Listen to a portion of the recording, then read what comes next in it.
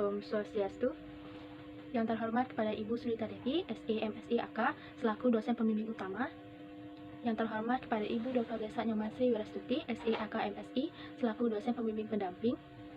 Yang terhormat kepada Ibu Gusti Ayu Ketut Rencana Sari Dewi, SE MSI, selaku dosen penelaah. Perkenalkan, nama saya Kade Heni Juliana Sari, NIM 1717051269. Di sini saya akan mempresentasikan skripsi saya yang berjudul Pengaruh Literasi Keuangan, Persepsi Kredibilitas, dan Persepsi Manfaat terhadap Minat Penggunaan e-money GoPay pada masa pandemi COVID-19. Latar belakang masalah. Penggunaan financial technology di Indonesia setiap tahun semakin meningkat. Hal ini menciptakan kecenderungan seseorang melakukan transaksi non-tunai, tidak bertransaksi secara tunai lagi. Seiring perkembangan zaman, banyak yang beralih dan berpindah ke transaksi non-tunai, karena dianggap mempunyai kelebihan dibandingkan transaksi secara tunai karena lebih mudah digunakannya. GoPay sebelumnya disebut dengan GoWallet, yang merupakan salah satu produk dompet digital yang berfungsi untuk menyimpan kunci kredit, yang nantinya dapat digunakan untuk melakukan pembayaran atau transaksi. Selama pandemi COVID-19, transaksi GoPay melonjak. Sebagai dampak pandemi, semakin banyak pelaku usaha mikro, kecil, dan menengah atau UMKM mulai go digital. Pada awal tahun 2020, jumlah uang elektronik yang beredar mencapai 313.785.298 dan pada akhir tahun mencapai 432.281.380. Ini menunjukkan bahwa minat menggunakan e-money di Indonesia mengalami peningkatan pada tahun 2020 di masa pandemi COVID-19 ini. Dilihat dari data pengguna e-wallet di Indonesia tahun 2019 menunjukkan bahwa GoPay menempati posisi pertama pengguna terbanyak sebesar 83,3%, disusul dengan pengguna terbanyak OVO, Dana, Link Aja, dan disusul aplikasi lainnya. Berdasarkan dari data hasil sensus penduduk tahun 2020, Badan Pusat Statistik menunjukkan penduduk di Provinsi Bali tersebar pada 9 kabupaten atau kota. Kabupaten Buleleng merupakan daerah dengan penduduk terbanyak di Bali dengan jumlah 791.813 jiwa atau sebesar 18,34% dari penduduk Bali. Tetapi minat menggunakan masyarakat dalam penggunaan e-money GoPay masih sedikit dan bahkan sangat jarang masyarakat secara luas menggunakan aplikasi pembayaran GoPay tersebut. Jikalaupun ada, hanya beberapa orang yang menggunakan aplikasi pembayaran ini, misalnya para mahasiswa, dosen, guru, pegawai negeri atau swasta, pengusaha, atau yang lainnya. Masyarakat secara umum tidak mau ribet dalam mengambil keputusan dalam hal melakukan suatu transaksi dalam kehidupan sehari-hari. Juga tidak mau memikirkan risiko yang terjadi apabila menggunakan media pembayaran tersebut. Fenomena yang terkait pengguna GoPay yang pernah terjadi di Indonesia, yaitu Maya Estianti dan Aura Kasih menjadi korban pembobolan akun GoPay dan segera melaporkan kasus tersebut pada kantor Gojek. Adapun identifikasi masalah dalam penelitian ini. Yang pertama, kasus pembobolan akun GoPay yang dialami oleh beberapa pengguna yang mengalami kerugian hingga puluhan juta rupiah. Tidak hanya akun GoPay, tetapi pelaku juga meretas akun Tokopedia dan kartu kredit. Yang kedua, masih sedikit pengguna media pembayaran GoPay di Kabupaten Buleleng, dan kurangnya minat penggunaan GoPay pada masyarakat yang sudah berumur atau dewasa. Selanjutnya yaitu pembatasan masalah. Batasan masalah dibutuhkan untuk menghindari terjadinya hal yang menyimpang. Maka peneliti hanya menguji mengenai pengaruh literasi keuangan, persepsi kredibilitas, dan persepsi manfaat terhadap minat penggunaan e-money GoPay pada masa pandemi COVID-19. Rumusan masalah yang pertama, apakah literasi keuangan berpengaruh terhadap minat penggunaan e-money GoPay? Yang kedua, apakah persepsi kredibilitas berpengaruh terhadap minat penggunaan e-money GoPay? Yang ketiga, apakah persepsi manfaat berpengaruh terhadap minat penggunaan e-money GoPay?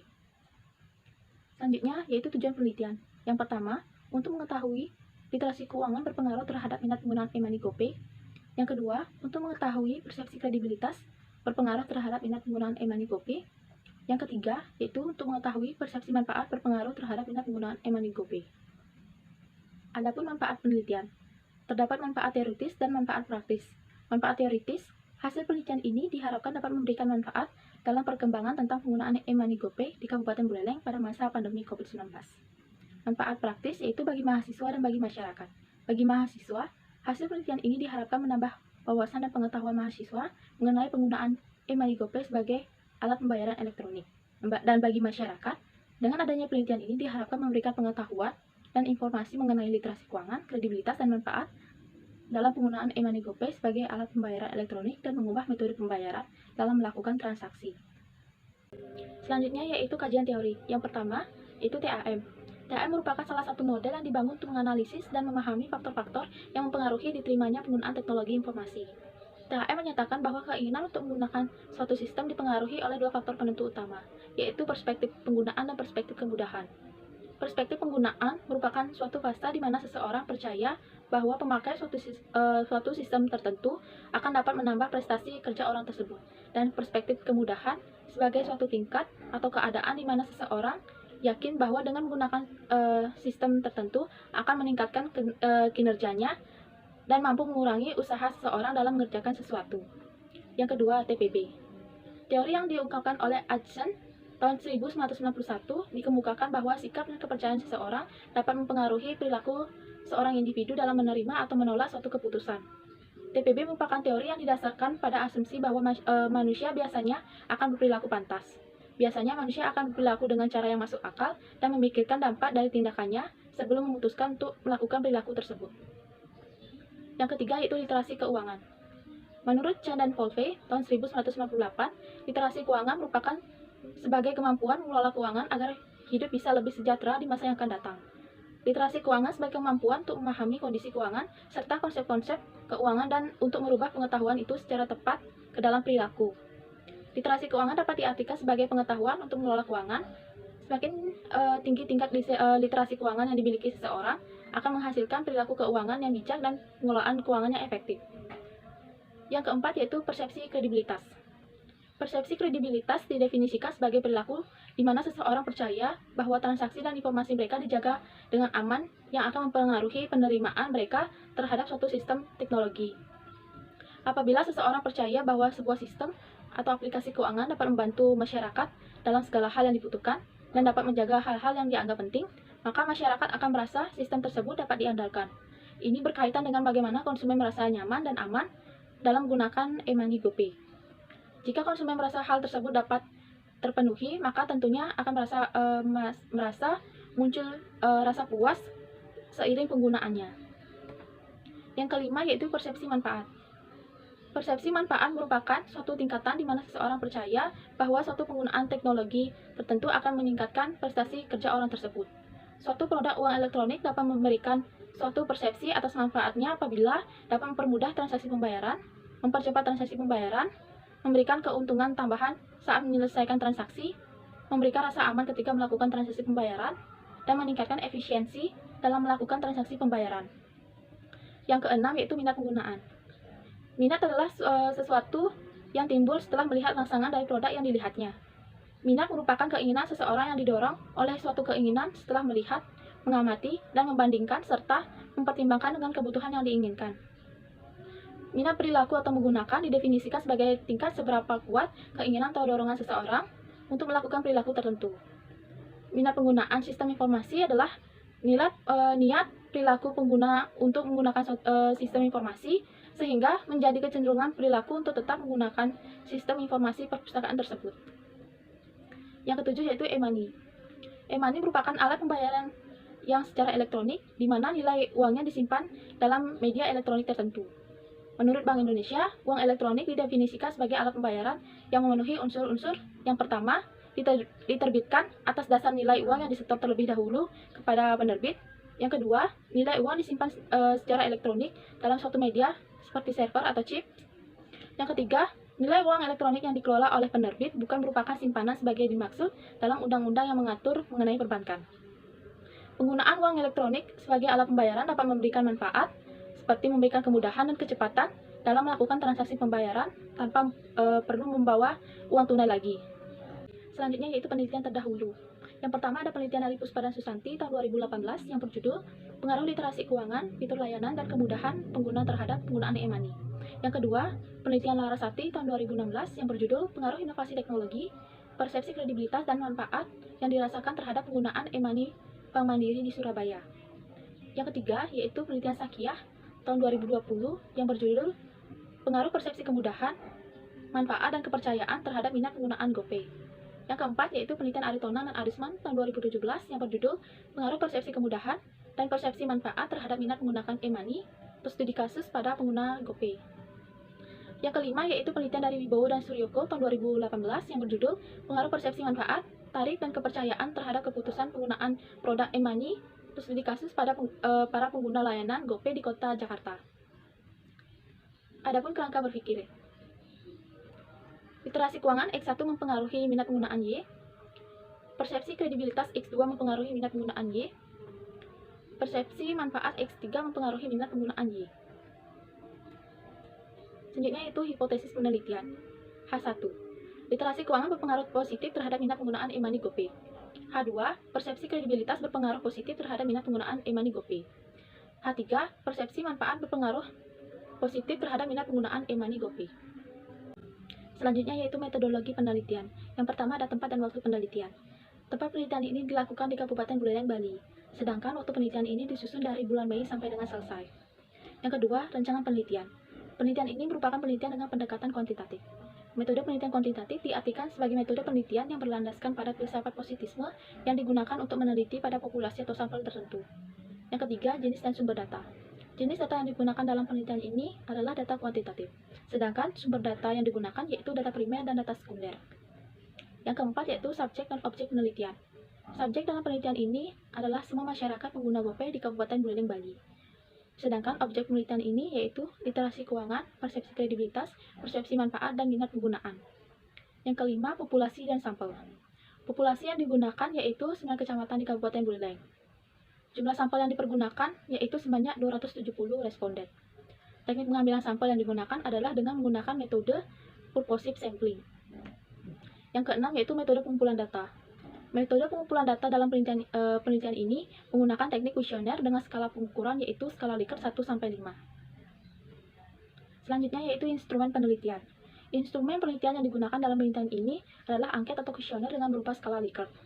Skala Likert adalah sebagai skala dalam jenis data penelitian senantiasa dipergunakan untuk mengukur sikap, pendapat, dan persepsi terhadap individu atau kelompok terkait dengan fenomena sosial yang sedang menjadi subjek penelitian. Uraian dari skala Likert yang pertama sangat setuju dengan skor 5, yang kedua setuju dengan skor 4, yang ketiga kurang setuju dengan skor 3, yang keempat tidak setuju dengan skor 2, yang kelima sangat tidak setuju dengan skor 1. Adapun definisi operasional variabel dan pengukurannya. Pada literasi keuangan, indikator literasi keuangan terdiri dari yang pertama, pengetahuan dasar pengelolaan keuangan, yang kedua pengelolaan kredit, yang ketiga pengelolaan tabungan dan investasi, yang keempat manajemen risiko. Adapun persepsi kredibilitas. Indikator persepsi kredibilitas terdiri dari yang pertama, besarnya risiko, yang kedua keamanan transaksi, yang ketiga kebutuhan transaksi dan jaminan keamanan data pribadi. Adapun persepsi manfaat. Indikator persepsi manfaat terdiri dari yang pertama, mempermudah transaksi pembayaran, yang kedua mempercepat transaksi pembayaran, yang ketiga memberikan keuntungan tambahan saat menyelesaikan transaksi, yang keempat memberikan rasa aman ketika sedang melakukan transaksi pembayaran, dan yang kelima meningkatkan efisiensi dalam melakukan transaksi pembayaran. Adapun minat penggunaan. Indikator minat penggunaan terdiri dari yang pertama, akan bertransaksi, yang kedua akan merekomendasikan, dan yang ketiga akan terus menggunakan. Selanjutnya, teknik analisis data. Yang pertama, analisis statistik deskriptif. Analisis deskriptif merupakan statistik yang digunakan untuk menganalisa data dengan cara mendeskripsikan atau menggambarkan data yang telah terkumpul sebagaimana adanya tanpa bermaksud membuat kesimpulan yang berlaku untuk umum atau generalisasi. Yang kedua, uji kualitas data yang terdiri dari uji validitas dan uji reliabilitas. Yang ketiga, uji asumsi klasik terdiri dari uji normalitas, uji multikolinearitas, dan uji heteroskedastisitas. Yang keempat, uji hipotesis terdiri dari uji regresi linier berganda, uji koefisien determinasi, uji koefisien secara parsial, dan uji hipotesis secara simultan. Selanjutnya yaitu pembahasan. Adapun deskripsi data. Penelitian ini menggunakan metode penelitian kuantitatif. Pengambilan sampel ini menggunakan teknik purposive sampling dengan kriteria tertentu. Masyarakat yang dijadikan responden pada penelitian ini yaitu masyarakat rentang umur 15 sampai dengan 29 tahun dengan jumlah populasi yang dipakai pada penelitian ini sebanyak 144.700 masyarakat di Kabupaten Buleleng. Dalam penentuan sampel, peneliti memakai panduan tabel Isaac dan Michael sehingga mendapatkan 270 sampel. Data penelitian ini dikumpulkan menggunakan media Google Form dikarenakan masih pandemi COVID-19. Dari jumlah kuesioner yang dibagikan, kuesioner yang dapat kembali sebanyak 270 atau sebesar 100%. Selanjutnya yaitu hasil uji statistik deskriptif. Statistik deskriptif memberikan gambaran atau deskripsi suatu data yang dilihat dari nilai rata-rata, standar deviasi, maksimum, dan minimum. Statistik deskriptif dimaksudkan untuk memberikan gambaran mengenai distribusi dan perilaku data sampel tersebut. Pada X1, literasi keuangan memiliki skor minimum sebesar 5 dan maksimum sebesar 20. Rata-rata literasi keuangan berdasarkan hasil uji data kuesioner yaitu 15,58. Untuk standar deviasi, variabel ini yaitu 2900. Variabel persepsi kredibilitas X2 memiliki skor minimum sebesar 3 dan maksimum 22. Rata-rata persepsi kredibilitas berdasarkan hasil uji data kuesioner yaitu 11,81. Untuk standar deviasi variabel ini yaitu 2417. Variabel persepsi manfaat X3 memiliki skor minimum sebesar 5 dan maksimum 25. Rata-rata persepsi manfaat berdasarkan hasil uji data kuesioner yaitu 19,77. Untuk standar deviasi variabel ini yaitu 3280. Variabel minat penggunaan atau Y memiliki skor minimum sebesar 3 dan maksimum 15. Rata-rata minat penggunaan berdasarkan hasil uji data kuesioner yaitu 11,99. Untuk standar deviasi variabel ini yaitu 1981. Selanjutnya yaitu pengujian instrumen penelitian. Pengujian yang pertama yaitu hasil uji validitas. Item dikatakan valid apabila p-value kurang dari alpha 0,05, maka item instrumen tersebut dinyatakan valid. Item instrumen dikatakan tidak valid apabila p-value lebih dari alpha 0,05, maka instrumen tersebut dinyatakan tidak valid. Dari hasil uji validitas pada tabel tersebut, disimpulkan bahwa variabel literasi keuangan X1, persepsi kredibilitas X2, persepsi manfaat X3, dan minat penggunaan Y memiliki signifikan sebesar 0,000 kurang dari 0,05, maka item pernyataan dari variabel terikat serta variabel bebas dapat dinyatakan valid. Kedua yaitu uji reliabilitas. Suatu instrumen juga harus reliable atau andal. Instrumen dikatakan reliable apabila alat tersebut dapat memberikan hasil ukur yang konsisten jika dilakukan oleh seseorang beberapa kali. Dengan kata lain, reliabilitas menunjukkan sejauh mana pengukuran dapat memberikan suatu hasil yang tidak berbeda jika dilakukan pengukuran oleh beberapa kali baik oleh satu orang maupun oleh beberapa orang. Dalam penelitian ini akan dilakukan uji reliabilitas dengan menggunakan nilai alpha Cronbach, yaitu suatu instrumen dikatakan reliable apabila nilai alpha Cronbach lebih dari 0,60. Pada tabel tersebut, dapat dilihat bahwa variabel literasi keuangan X1 mempunyai Cronbach alpha 0,815 lebih dari nilai alpha standar 0,60. Variabel persepsi kredibilitas X2 mempunyai Cronbach alpha 0,779 lebih dari nilai alpha 0,60. Variabel persepsi manfaat X3 mempunyai Cronbach alpha 0,797 lebih dari nilai alpha 0,60. Demikian pada variabel minat penggunaan Y mempunyai Cronbach alpha 0,815 lebih dari nilai alpha 0,60. Oleh karena itu, seluruh variabel yang diajukan mempunyai hasil yang reliable atau handal sebab mempunyai nilai alpha Cronbach lebih tinggi dari standar alpha yaitu 0,60. Selanjutnya yaitu hasil uji asumsi klasik. Yang pertama yaitu uji normalitas. Uji normalitas digunakan untuk menguji apakah distribusi sebuah data mengikuti atau mendekati normal. Model yang baik adalah yang memiliki residual data yang terdistribusi normal. Model yang lebih handal adalah dengan melihat normal probability plot yang membandingkan distribusi kumulatif dari distribusi normal. Dari gambar tersebut, hasil pengujian data berada di sekitar garis diagonal dan mengikuti arah dan garis titik-titik yang berada tidak jauh dari garis diagonal. Maka, model regresi memenuhi asumsi normalitas. Hal ini berarti bahwa model regresi tersebut berdistribusi normal. Uji normalitas dapat dilakukan dengan metode Kolmogorov-Smirnov dengan melihat signifikan pada 0,05. Jika nilai signifikan yang dihasilkan lebih dari 0,05, maka data telah berdistribusi normal. Tetapi jika nilai signifikan kurang dari 0,05, maka tidak berdistribusi dengan normal.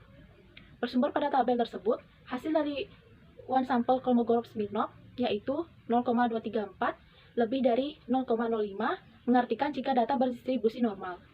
Itu uji multikolinearitas. Dalam penelitian ini mendeteksi data atau tidaknya multikolinearitas dengan menganalisis matrik korelasi antara variabel independen data, perhitungan nilai tolerance, dan FIB. Nilai cutoff untuk menunjukkan adanya multikolinearitas adalah nilai tolerance lebih dari 0,10 atau sama dengan FIB kurang dari 0,10. Uji multikolinearitas bertujuan untuk menguji apakah dalam model regresi ditemukan adanya korelasi antar variabel bebas. Dari tabel tersebut dapat diketahui bahwa variabel literasi keuangan X1 nilai toleransinya 0,401 dan nilai FIB-nya 2,493. variabel persepsi kredibilitas X2, nilai toleransinya 0,401 dan nilai FIB-nya 2,491. Variabel persepsi manfaat X3, nilai toleransinya 0,533 dan nilai FIB-nya 1,875. Yang ketiga yaitu uji heteroskedastisitas. Dikatakan heteroskedastisitas apabila varian dari residual satu pengamatan ke pengamatan lain tetap, maka disebut dengan homokedastisitas. Jika model regresi menunjukkan terjadinya heteroskedastisitas, maka model regresi dalam penelitian tidak dapat digunakan. Hasil uji heteroskedastisitas melalui uji Glatzer berdasarkan tabel tersebut bahwa nilai signifikan dari setiap variabel terbebas dari gejala heteroskedastisitas. Hal tersebut dikarenakan nilai signifikan dari variabel independence lebih dari 0,05. Hasil uji heteroskedastisitas melalui scatter plot.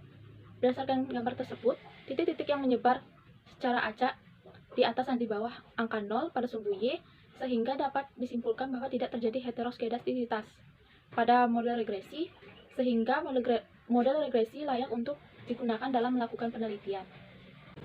Selanjutnya yaitu pengujian hipotesis. Yang pertama, hasil analisis regresi linear berganda. Berdasarkan persamaan regresi yang diperoleh dari hasil analisis data dengan metode analisis regresi berganda, maka interpretasi dari persamaan regresi tersebut dapat dijelaskan sebagai berikut. Yang pertama, konstanta sebesar 0,994 memiliki arti variabel literasi keuangan atau X1, persepsi kredibilitas X2, dan persepsi manfaat X3 nilainya, maka variabel minat penggunaan nilainya sebesar 0,994. Jadi, apabila tidak ada literasi keuangan, persepsi kredibilitas, dan persepsi manfaat, maka nilai minat penggunaan E-money GoPay sebesar 0,994 satu satuan.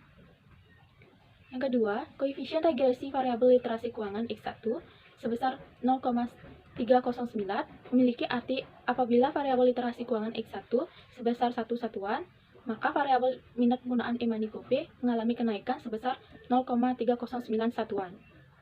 Yang ketiga, koefisien regresi variabel persepsi kredibilitas X2 sebesar 0,254 memiliki arti apabila variabel persepsi kredibilitas X2 meningkat sebesar satu satuan, maka variabel minat penggunaan E-money GoPay mengalami kenaikan sebesar 0,254 satuan. Yang keempat, koefisien regresi variabel persepsi manfaat X3 sebesar 0,161 memiliki arti variabel persepsi manfaat X3 meningkat sebesar satu satuan, maka variabel minat penggunaan E-money GoPay mengalami kenaikan sebesar 0,161 satuan. Yang kedua yaitu hasil uji determinasi atau adjusted R-square. Koefisien determinasi adalah sebuah koefisien yang menunjukkan persentase pengaruh semua variabel independen terhadap variabel dependen dalam menjelaskan variabel dependen. Nilai koefisien determinasi adalah antara 0 dan 1. Nilai R-square yang kecil berarti kemampuan variabel-variabel dependen dalam menjelaskan variabel-variabel dependen amat terbatas. Nilai yang mendekati 1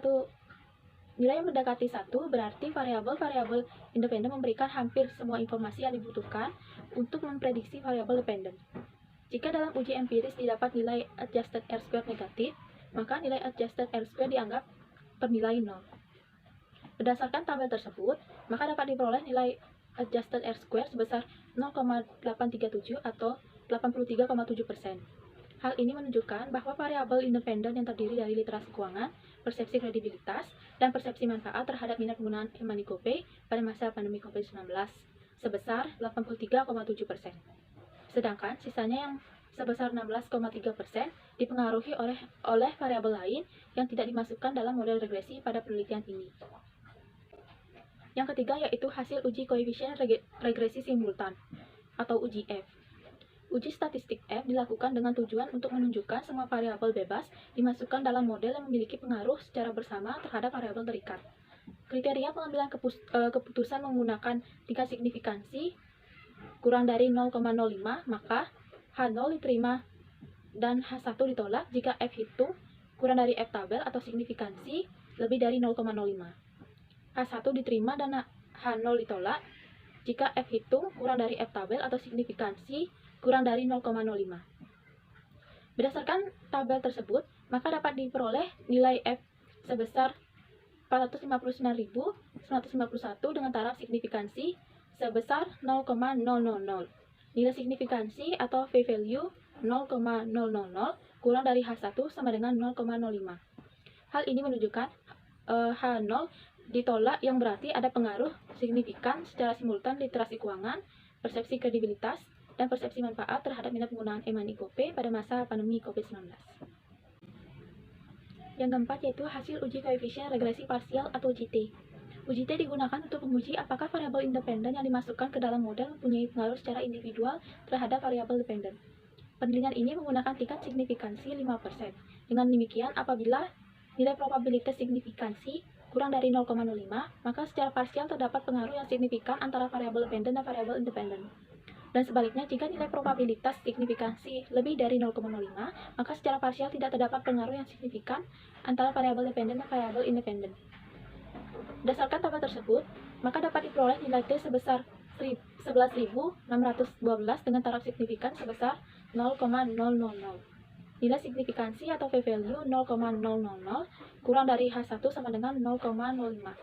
Hal ini menunjukkan H0 ditolak berarti ada pengaruh signifikan variabel literasi keuangan terhadap minat penggunaan pada masyarakat di Kabupaten Buleleng. Nilai T sebesar 7.958 untuk variabel persepsi kredibilitas dengan taraf signifikan sebesar 0,000.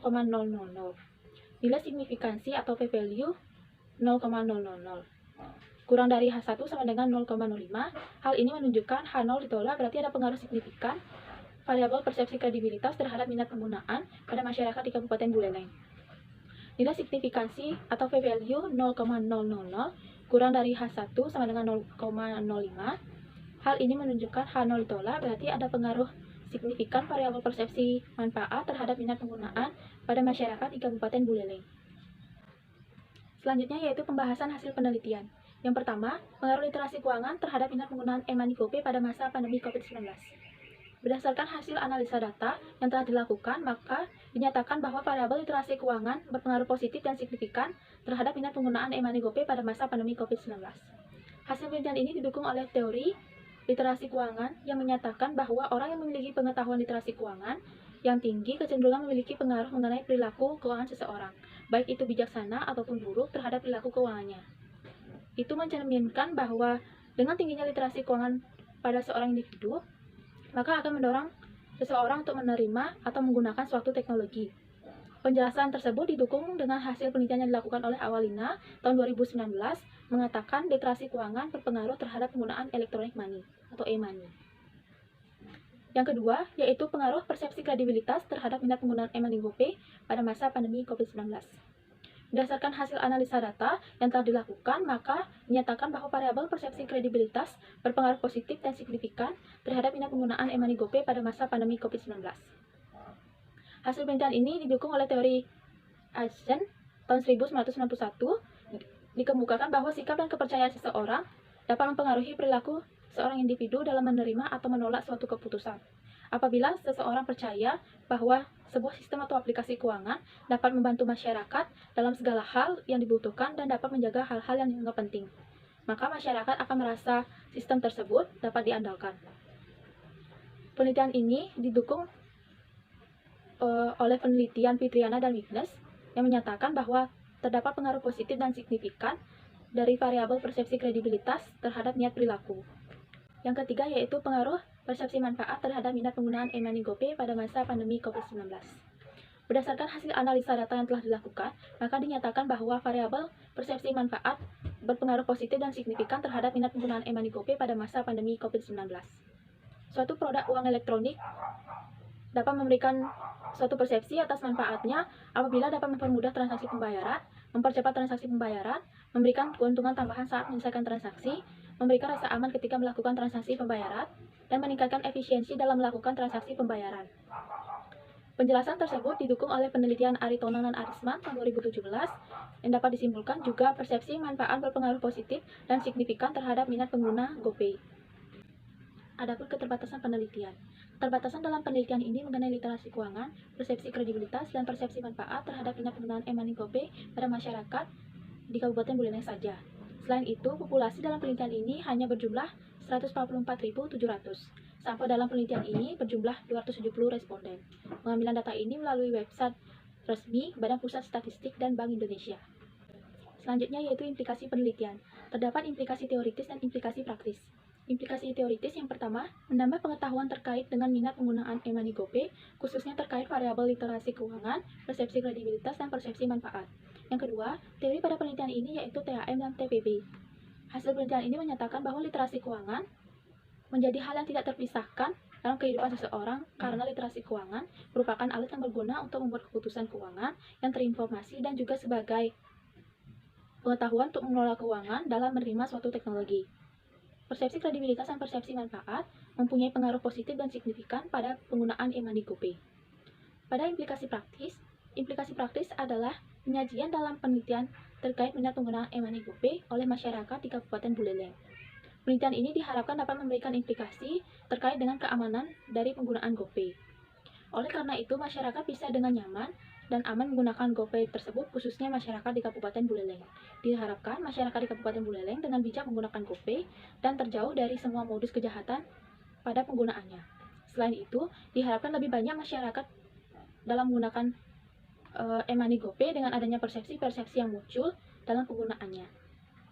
Sekian presentasi dari saya. Apabila ada kesalahan kata, saya mohon maaf. Saya akhiri dengan Parama Santi. Oh, Santi.